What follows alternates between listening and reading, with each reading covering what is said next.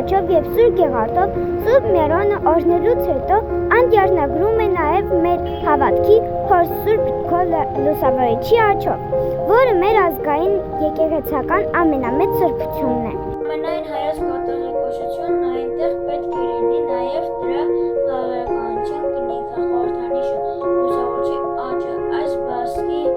և մատների տեսք ունեցող պատյանում ամփոփվում է Սուրբ Գրիգոր Լուսավորչի աջ ձեռքի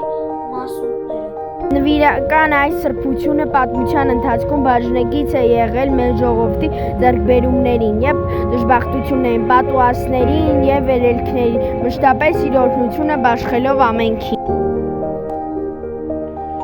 Բացի մեր օրհնեքից, նաև շատ կարևոր տոների ժամանակ ենք դուրս բերում աչը վերանալից։